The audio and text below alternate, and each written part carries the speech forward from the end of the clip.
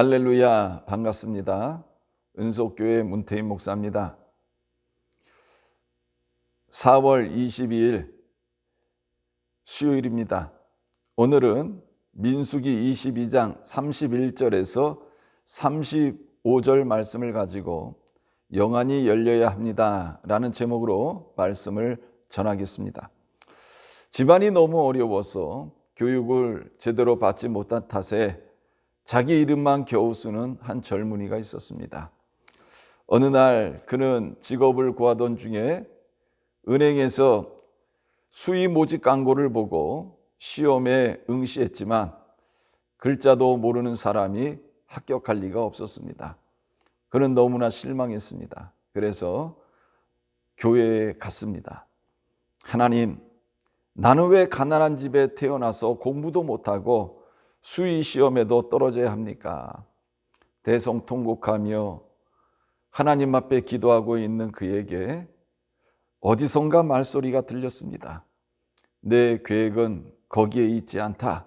미국으로 이민을 가거라. 이 청년은요, 하나님께서 자신에게 하신 말씀이라 생각하고 그는 말씀에 순종합니다. 그는 보따리를 챙겨서 이제 미국으로 이민을 갔습니다. 뉴욕에 도착한 그는 자신의 후손에게는 자신과 같은 이런 아픔을 경험하지 않게 하겠다는 일념 아래 열심히 일했습니다. 그래서 결국은요, 많은 돈을 모으게 되었고 큰 사업을 벌일 수 있게 되었습니다. 날이 갈수록 사업이 번창했습니다. 그가 중년이 되었을 때는요, 그의 이름이 금융가인 월스트리트에 널리 알려지기도 했습니다. 그러던 그가 60회의 세기를 맞았을 때에 저명한 재계 인사들을 불러서 멋진 생일 파티를 열었습니다. 그때 파티에 참석한 한 기자가 이런 제안을 합니다. 선생님, 자서전 하나 내는 게 어떻겠습니까? 자서전이요? 나는 내 이름 석자밖에 쓸지 못하는 사람인데 글씨도 모르는 내가 어떻게 자서전을 쓸 수 있겠습니까? 아, 그렇습니까? 그렇다면 선생님께서 만약에 글을 알았다면 지금보다 더 훌륭한 분이 되셨겠네요. 모르시는 말씀입니다.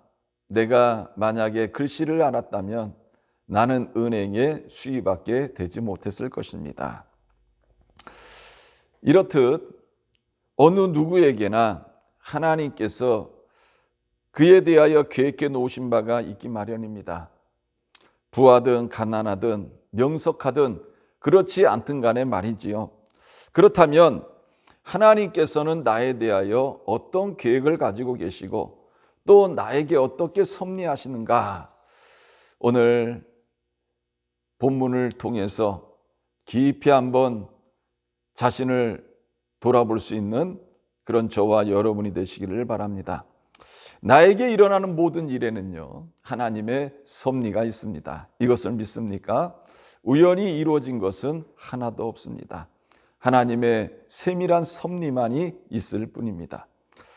발람이 아침에 일찍 일어나서 나귀의 안장을 얻고 자신을 데리러 온 고관들과 자신의 종들과 함께 발락 왕에게로 가려고 합니다. 그런데 이 나귀를 탔는데요, 나귀가 앞으로 나가질 않습니다. 뒷걸음을 치면서 점점 뒤로 물러나는 것입니다. 길에서 밭으로, 또 밭에서 포도원 사이 좁은 길로 갑니다. 자, 이 포도원 사이에는요, 담이 있습니다. 나귀가 계속해서 뒤로 물러남으로 인해서 이 나귀를 탄 발람의 양쪽 발이 이 포도원 담 사이에 끼이게 되어진 것입니다. 그로 인해서 발람은요, 큰 고통을 느끼게 되었고 자신의 지팡이로 나귀를 때렸습니다. 자, 그러자 놀라운 일이 일어납니다. 나귀가요, 말을 하기 시작하는 것입니다. 발람은요, 평생을 살면서 이런 경험을 한 번도 해본 적이 없습니다. 자기가 타고 다니는 나귀가 자신처럼요 사람의 말을 하는 것입니다. 하나님께서요, 나귀의 입을 여셔서 말하게 하신 것입니다. 이처럼 하나님은 나귀의 입도 열어서 말하게 하시는 분인 줄 믿으시기를 바랍니다. 자, 입이 열린 나귀가 뭐라고 말을 합니까? 내가 당신에게 무엇을 하였기에 나를 이같이 3번을 때리느냐? 나귀는요, 내가 잘못한 게 하나도 없는데 왜 나를 3번이나 때리냐? 이렇게 항의하고 있습니다. 발람이 나귀에게 말합니다. 내가 나를 거역하기 때문이니 내 손에 칼이 있었으면 곧 너를 죽였으리라. 나귀가 말합니다. 나는 당신이 오늘까지 탄 나귀가 아니냐? 내가 지금까지 단 한 번도 당신의 말을 거역한 적이 있느냐? 없느니라. 평생에 단 한 번도 주인인 발람의 명을 거역해 본 적이 없는 나귀였습니다. 그런데 이 나귀가요, 3번이나 명을 거역한 것입니다. 이러한 나귀는 지금 발람이 가지고 있는 계획을 지연시키고 있습니다. 망가뜨리고 있다는 거지요. 발람의 계획은 뭡니까? 속히 빨리 가서 발락 왕에게 가서 이제 자신이 원하는 것을 얻고자 했던 것입니다. 그런데 나귀가 자신의 계획을 지연시키고 있었던 것입니다. 여러분들도 이런 적이 많을 것입니다. 내 인생의 계획을 세워놓고 그 계획을 향하여 열심히 달려가는데 자신의 뜻대로 되지를 않습니다. 이런 경험들 있으시지요? 그럴 때 어떻습니까? 화납니다. 좌절합니다. 분노가 치밀어 오릅니다. 그러면서 자신의 뜻이 이루어지지 않는 것에 대해서 좌절합니다. 그러나 나귀가 앞으로 가지 않는 것에 대해 감사해 본 적이 있습니까? 내 계획이 내 뜻대로 이루어지지 않은 것에 대해서 감사해 본 적이 있습니까? 아마 단 한 분도 없을 것입니다. 내 계획이 틀어졌습니다. 내 생각이 내 뜻대로 되지 않았습니다. 그런데 감사할 사람 어디 있겠습니까? 그러나 내 인생이 내 뜻대로 되지 않고 내 계획이 내 뜻대로 되지 않을 때 우리는 하나님께 감사해야 됩니다. 왜 그렇습니까? 내 계획이 틀어진 것에도 하나님의 섭리가 있습니다. 내 생각이 틀어진 것에도 하나님의 섭리가 있다는 것입니다. 여러분들에게는요, 이런 말이 상당히 역설적으로 들릴 것입니다. 나는 건강하기를 원했는데 하나님께서 내게 병을 주셨는데 나보고 감사하라고요. 나는 성공을 원했는데 내가 실패했는데 나보고 하나님 앞에 감사하라고요. 나는 이번에 국회의원 선거에 붙기를 원했는데 내가 떨어졌는데 나보고 하나님 앞에 감사하라고요. 여러분, 지금은 잘 몰라요. 시간이 지나면 알게 되죠. 왜 하나님께서 나에게 그때 이렇게 하셨을까? 시간이 지나면 안다는 것입니다. 지금 나귀가 앞으로 가지 않고 뒤로 가는 것에 대해서 발람은요, 조바심을 느낍니다.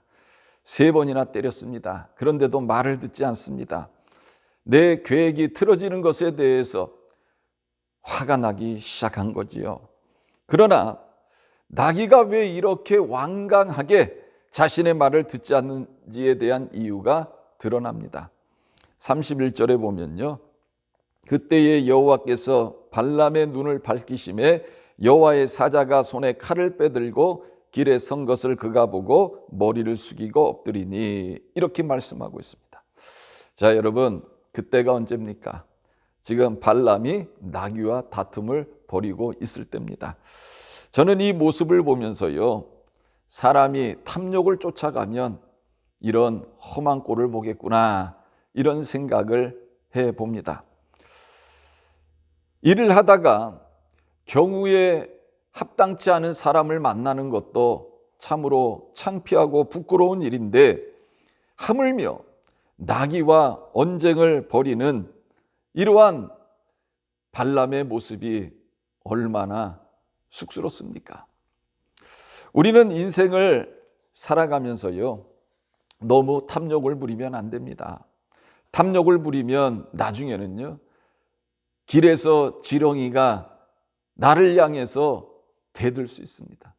또 목이나 파리가 나한테 말하며 대들지도 모릅니다.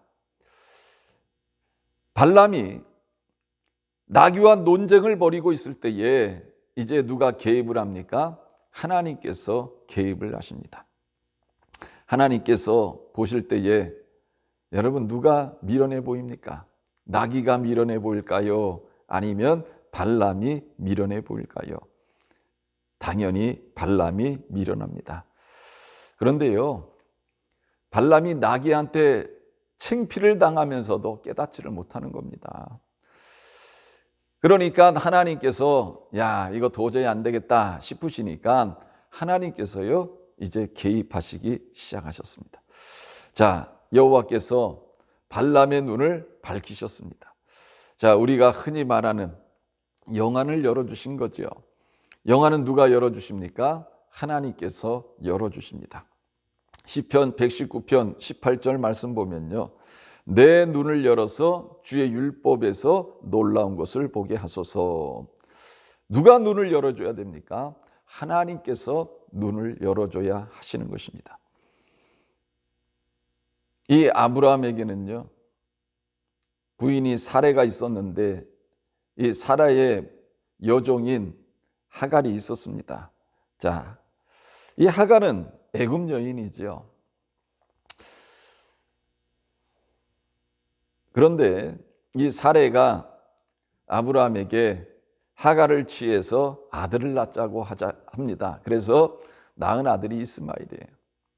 그리고 세월이 흘러서 이제 아브라함이 사레를 통해서 낳은 아들이 있습니다. 누구죠? 이삭입니다. 자, 젖을 떼는 날에 큰 잔치를 벌였어요. 그런데 이스마엘이 이삭을 희롱하는 것입니다. 이것을 누가 목도합니까? 사레가 목도를 하지요. 화가 납니다. 그래서 아브라함에게 뛰어갑니다. 뭐라고 합니까? 이제 하갈과 이스마엘을 집에서 내쫓으라는 것입니다. 이 말을 듣고요, 아브라함이 고민이 됩니다. 그런데 하나님께서 아브라함에게 말씀하십니다. 너는 근심하지 말고 사라가 한 말 그대로 행해라. 이삭에게서 나는 자라야 내 씨라 부를 것임이니라. 그러나 여종의 아들도 내 씨니 내가 그로 한 민족을 이루게 하리라. 아브라함이 순종하지요. 아침에 일찍이 일어나서 떡과 물 한 가죽 부대를 가져다가 하갈의 어깨에 메어줍니다. 그리고 내보내지요. 하갈이 이스마엘을 데리고 나갑니다. 브엘세바 광야에서 방황하기 시작하죠. 자, 물이 떨어졌습니다. 여러분, 광야에서 물이 떨어진다는 것은요, 굉장히 위험한 상황입니다. 이제 물이 없게 되자 둘 다 광야에서 죽을 수도 있는 이런 상황이 되어졌습니다. 아이를 저만치 버려두고 혼자 앞으로 나가가지고 대성통곡하지요. 하나님께서 이제 울고 있는 이 모녀의 소리를 들으셨습니다. 그리고 하갈에게 하나님의 사자를 보내십니다. 하갈아, 무슨 일이냐, 두려워하지 말라. 하나님이 저기 있는 아이의 소리를 들으셨나니 일어나 아이를 일으켜 내 손으로 붙들라. 그가 큰 민족을 이루게 하리라. 그리고 하나님께서 하갈의 눈을 밝히십니다. 그러자 하갈이 샘물을 보고 가서 가죽 부대에 물을 채워다가 그 아이에게 마시게 하였더라. 이렇게 말씀하고 있죠. 하갈은요, 자기 주변에 샘물이 있는 줄을 몰랐어요. 그런데 하나님께서 이 하갈의 영안을 밝혀주시니까 이제 그 샘물을 발견하게 되고 그 샘물에서 물을 길어서 자신과 이스마엘이 먹고요, 이런 광야에서 이제 자신이 원하는 곳까지 갈 수 있게 되어진 것입니다. 열왕기하 6장에 보면 아람 왕이 예루살렘을 공격하는 내용이 기록이 되어져 있습니다. 아람 왕이요, 말과 병거와 군사들을 많이 보내가지고 엘리사가 살고 있는 도단성을 포위를 합니다. 자, 엘리사의 사환이요, 아침에 일어나가지고 밖으로 나갔다가 이 아람 군사들을 보고 깜짝 놀랍니다. 그리고 뛰어들어와서 엘리사에게 말을 하지요. 지금 아람 사람들이 우리를 포위했습니다. 어떻게 해야 됩니까? 꼼짝없이 갇혔네요. 죽을 수밖에 없게 되어졌네요. 이렇게 호들갑을 떠는 그 사환에게 엘리사가 말을 합니다. 두려워하지 말라. 우리와 함께한 자가 그들과 함께한 자보다 많다. 그러면서 엘리사가 하나님께 기도합니다. 하나님, 그의 눈을 열어서 보게 하옵소서. 그랬더니 이 사안의 눈이 열려집니다. 영안이 열렸어요. 이 사안이 영안이 열려서 밖에 보니까 어떤 일이 일어나고 있습니까? 불말과 불병거가 가득 이렇게 엘리사를 둘러 있는 것을 보게 되었습니다. 엘리사가 또 기도를 합니다. 저 무리의 눈을 어둡게 하옵소서. 그랬더니요, 하나님께서 아람 왕의 군사들의 눈을 다 멀게 하십니다. 그리고 그들로 하여금 혼란하게 하십니다. 여러분, 사람의 눈을 누가 다스리십니까? 하나님이 다스리는 줄 믿으시길 바랍니다. 하나님은 하나님의 사람들의 눈을 열기도 하시고 또 닫기도 하시는 분입니다. 예수님께서 부활하신 다음에 부활하신 예수님은 엠마오로 가던 두 제자에게 나타나셨습니다. 함께 걸어가시면서 예루살렘에서 일어난 이야기를 같이 나눴지요. 그런데 그들은요, 예수님을 알아보지 못합니다. 근데 예수님께서 떡을 떼실 때에, 그리고 그 떡을 주실 때에 비로소 제자들이 예수님을 알아보았습니다. 누가복음 24장 33절 말씀에 보면 그들의 눈이 밝아져 그인 줄 알아보더니 이렇게 말씀하고 있습니다. 여러분, 지금 자신들이 주님과 함께 계속 동행하고 있었지요. 예수님과 함께 대하고 있었지요. 그런데도 그분이 예수님인지 몰랐습니다. 그런데 그들의 눈이 밝아져 그인 줄 알아보더니 주님이 눈을 열어주시니까 비로소 자신들과 동행하는 그분이 예수님인 줄 알아보게 되어졌다는 것입니다. 눈이 열리면, 영안이 열리면 무엇을 볼 수 있습니까? 예수님을 볼 수 있습니다. 말씀도 볼 수 있습니다. 세상도 볼 수 있습니다. 사명도 보입니다. 또 섬길 자도 보이는 것입니다. 흔히 어떤 일에 익숙하게 되면 눈이 열렸다라는 이런 표현을 쓰지요.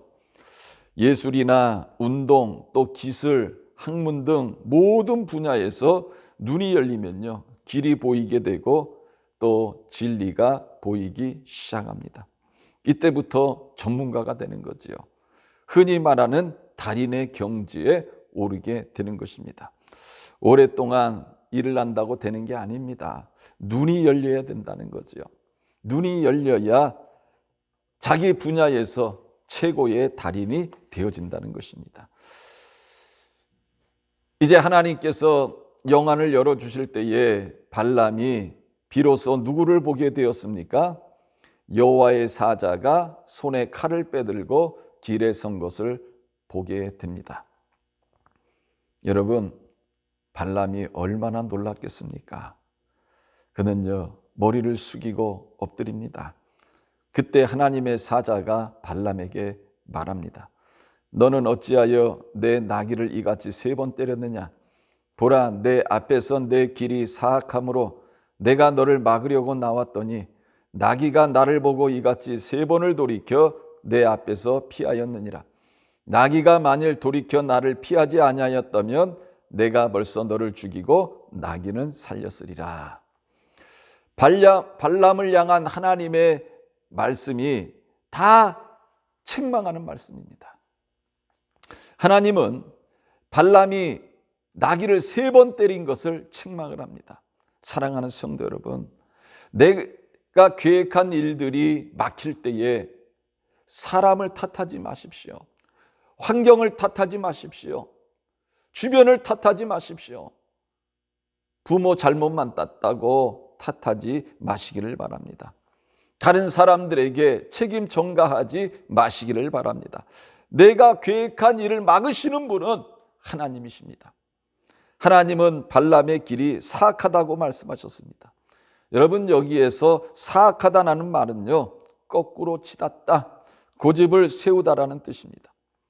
이는 하나님의 뜻을 저버린 채 자기 욕심을 쫓아서 파멸로 치닫는 발람의 비극적인 실상을 적시한 표현입니다. 우리들은 하나님이 보시기에 사악한 길을 걸어가면 안 됩니다.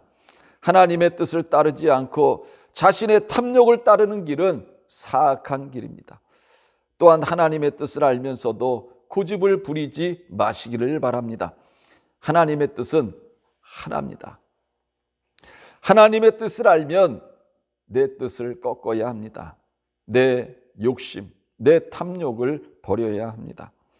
하나님은 발람이 때린 나귀가 내 생명을 살렸다고 말씀합니다.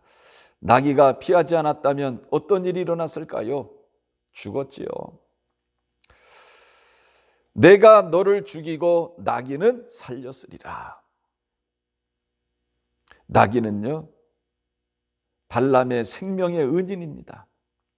발람은 자신의 생명을 살리기 위하여 애쓴 나귀에게 고맙다고 하지는 못할 망정 자신의 생명을 살린 나귀를요 3번이나 때렸습니다. 은혜를 원수로 갚은 것입니다. 여러분, 오늘날도 마찬가지예요. 우리의 영안이 열리지 않으면 우리들도 생명의 은혜를 원수로 대할 수 있습니다. 나에게 은혜를 베푼 자에게 내가 오히려 돌팔매질 할 수 있습니다. 유대인들이 그랬습니다. 이들은 자신들을 선민이라고 생각했어요. 자신들이 아브라함의 자손이라고 생각했습니다. 그런데 이 유대인들이 영안이 열리지 않으니까 어떤 일을 합니까? 하나님이 보내신 선지자들을 핍박하여 또 죽여요. 심지어는요, 하나님의 아들이신 예수 그리스도도 십자가에 못 박아 죽이는 이런 엄청난 죄를 짓게 되었습니다. 그 결과 이스라엘이요, 약 2000년 동안 세계에 흩어져 사는 이런 비참한 심판을 당하게 되어진 것입니다. 여러분, 사울을 잘 알지요? 바울이 회심하기 전에 이름이 사울입니다. 그는 자칭 의인입니다. 그는 하나님 앞에서 자기 자신이 제일 하나님을 잘 섬긴다고 생각한 사람이었습니다. 반면에 예수 믿는 자들은요 다 이단입니다. 그리고 예수는 바알세붑입니다. 그리고 예수님의 제자들은요 악의 이러한 무리들이라고 생각을 했습니다. 그래서 예수 믿는 사람들이 있다고 하면 그곳으로 가가지고 예수 믿는 사람들을 핍박합니다. 잡아서 감옥에 가두기도 하고요, 심지어는 죽이기도 했습니다. 여러분, 스데반이 어떻게 죽었습니까? 바로 이 사울의 이러한 주동 아래에서, 선동 아래에서 죽음을 당했던 것입니다. 자, 그런데 이제 다메섹에 예수 믿는 사람들이 있다고 하니까 다메섹을 갑니다. 가는 도중에 예수님을 만나지요. 부활하신 예수님을 만나게 됩니다. 예수님이 뭐라고 하십니까? 사울아, 사울아, 내가 어찌하여 나를 핍박하느냐? 주여 누구십니까? 나는 내가 박해하는 예수라. 너는 일어나 시내로 들어가라. 내가 행할 것을 내게 이를 자가 있느니라. 여러분, 사울이요, 눈을 떴는데 앞이 하나도 안 보이는 거예요.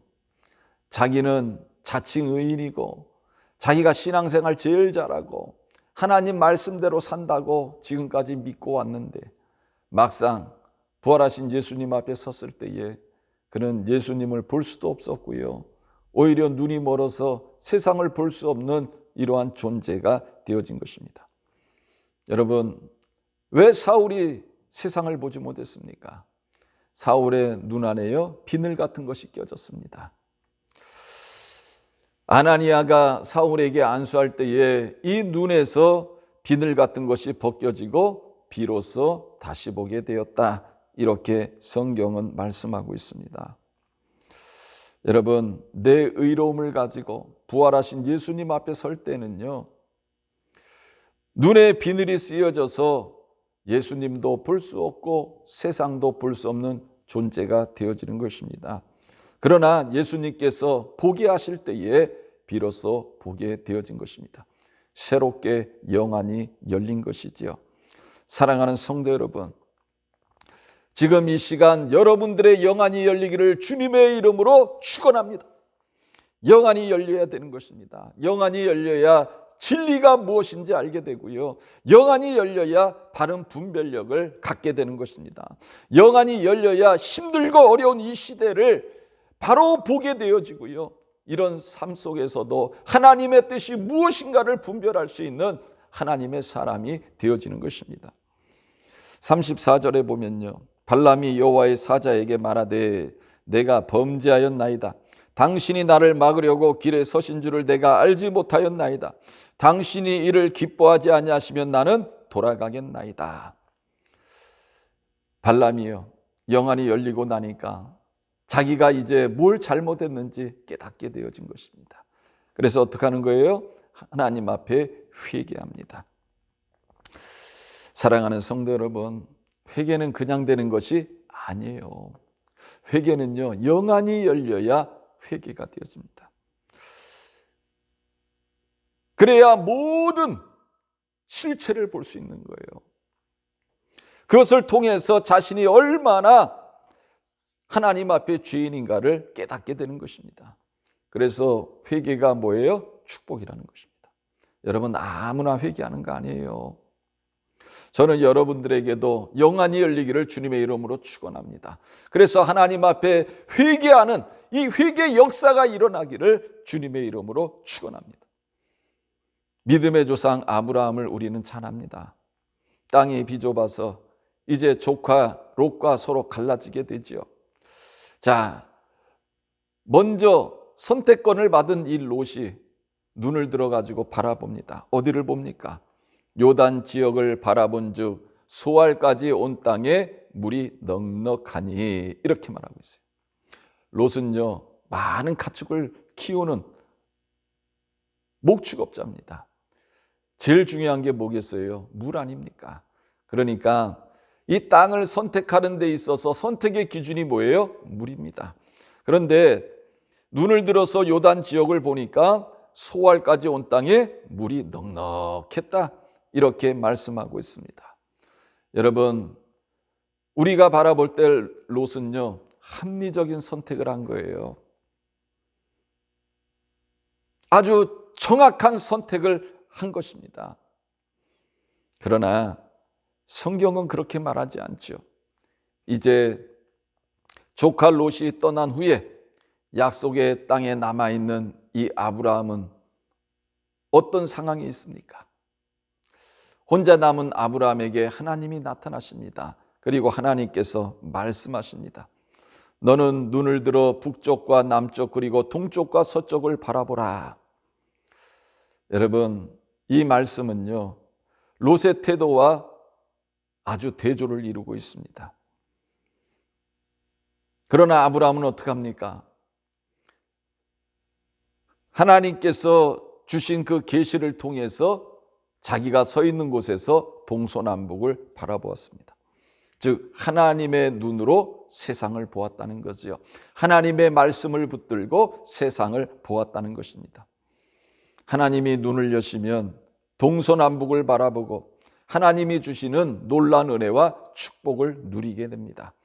그리고 자신의 미래를 환히 볼 수 있게 되어지는 것입니다. 우리는 욥의 고난을 잘 압니다. 그가 당한 고난과 우리가 경험한 고난을 비교해 보면 여러분, 우리가 당하는 고난은 고난도 아니지요. 욥은 고난 중에 인내합니다. 그는 하나님을 향해서 원망하지도 않습니다. 그는 이런 고백을 합니다. 욥기 42장 5절에 내가 주께 대하여 귀로 듣기만 하였사오나 이제는 눈으로 주를 배움나이다. 내가 주께 대하여 귀로 듣기만 하였사오나 이제는 눈으로 주를 배움나이다. 욥은요, 이러한 극심한 고난을 통해서 이제는 자신의 눈으로 하나님을 보는 이런 놀라운 축복을 받게 되어진 것입니다. 고난 가운데 있는 욥, 그 고난 가운데서 인내하는 이 욥의 눈을 하나님께서 열어주셔서 이제는 하나님을 바라볼 수 있는 이러한 욥이 되어졌다는 것입니다. 여러분, 누가, 어떤 사람이 눈이 열려서 하나님의 이러한 놀라운 은혜를 볼 수 있습니까? 고난 중에 하나님 바라봄으로 인내하는 자들인 것입니다. 이런 사람들에게는 눈이 열릴 가치가 있는 거지요. 하나님께서 은혜를 부어주시는 것입니다. 사도 요한은 밤모섬에서 하나님의 계시를 보았습니다. 요한계시록 1장 1절에 예수 그리스도의 계시라 이는 하나님이 그에게 주사 반드시 속히 일어날 일들을 그 종들에게 보이시려고 그의 천사를 그 종 요한에게 보내어 알게 하신 것이라. 하나님은요, 요한의 눈을 여셔가지고 앞으로 되어질 일들을 보게 하셨습니다. 요한에게 계시를 보이신 것은요, 하나님의 특별한 은총입니다. 요한계시록 21장 1절에 보면 또 내가 새 하늘과 새 땅을 보니 처음 하늘과 처음 땅이 없어졌고 바다도 다시 있지 않더라 말씀합니다. 하나님은요, 요한의 눈을 열어서 하나님 나라의 새 하늘과 새 땅을 보게 하셨습니다. 사랑하는 성도 여러분, 저는 여러분들의 눈이 열려서 세례 요한처럼요, 하나님 나라의 새 하늘과 새 땅을 볼 수 있는 모든 성도님들 되시기를 주님의 이름으로 축원합니다. 예수님은 많은 가르치심을 비유로 말씀하셨습니다. 여러분, 왜 비유로 말씀하셨을까요? 누가복음 8장 10절에 보면 이는 그들로 보아도 보지 못하고 들어도 깨닫지 못하게 하려 함이라 이렇게 말씀하고 있습니다. 여러분, 예수님이 비유로 말씀하신 이유가 뭐예요? 보아도 보지 못하고 보아도 보지 못하고 들어도 깨닫지 못하게 하려 합니다. 여러분, 눈이 열려야 돼요. 영안이 열려야 됩니다. 영안이 열려야 하나님의 말씀의 가치를 깨닫게 되고요, 하나님 말씀의 능력을 체험하게 되는 것입니다. 영안이 열리지 않으면요, 말씀의 의미를 깨닫지를 못하는 겁니다. 사랑하는 성도 여러분, 저는 말씀을 듣는 여러분들에게 영안이 열리는 놀라운 축복이 임하기를 주님의 이름으로 축원합니다. 영안이 열려서 하나님의 말씀을 들을 때에, 하나님의 말씀을 볼 때에 그 의미를 깨닫는 모든 성도님들 되시기를 주님의 이름으로 축원합니다. 결론입니다. 왜 하나님이 미물에 불과한 나귀를 통해서 발람에게 말하게 하십니까? 왜 하나님이 발람의 눈을 열어 모든 일의 실체를 보게 하셨습니까? 이는 하나님을 알게 하시기 위함이었습니다. 발람이 하나님의 뜻을 알고 하나님의 뜻에 순종하기를 원하셨습니다. 하나님의 뜻은 무엇입니까? 절대로 이스라엘을 저주하지 말라는 것입니다. 왜 그렇습니까? 이스라엘은 하나님에게 축복받은 자들입니다. 하나님이 이스라엘과 함께 하십니다. 그들을 인도하십니다. 그러니 너가 그 이스라엘을 저주하는 것은 결국 하나님을 대적하는 것이다. 이스라엘은 축복받은 자들이다. 그러니 너는 발락 왕의 말대로 하지 말라는 것입니다. 그래서 하나님은 발람에게 이 모든 영적인 일을 보이신 후에 이렇게 말씀하십니다. 그 사람들과 함께 가라. 내가 내게 이르는 말만 할지니라. 이제 발람은요, 하나님께서 자신에게 하시는 말씀만 해야 됩니다. 다른 말을 하면 안 돼요. 하나님이 축복하라고 하시면 축복만 해야지, 저주하면 자기에게 저주가 임하게 되는 것입니다. 여러분, 발람은 하나님 말씀에 불순종하면 자신에게 어떤 일이 일어날지를 잘 아는 사람입니다. 사랑하는 성도 여러분, 저는 오늘 여러분들이 이 말씀을 통해 영안이 열려서 왜 하나님께서 우리에게 코로나 바이러스 19를 허락하셨는지 깊이 깨닫고 하나님의 뜻대로 행하는 모든 성도님들 되시기를 주님의 이름으로 축원합니다. 기도하겠습니다. 하나님, 감사합니다. 늘 선택하되 분별하되 육신의 것만 추구하며 살아갔던 어리석은 저희들의 모습임을 주님 앞에 고백합니다. 하나님, 이 시간 우리의 영안이 열리게 하시고 하나님의 뜻을 분별하게 하시고 하나님께서 나에게 원하시는 것이 무엇인가를 알고 순종하는 하나님의 자녀들 되게 하여 주옵소서. 감사를 드리며 예수님의 이름으로 기도드렸습니다. 아멘.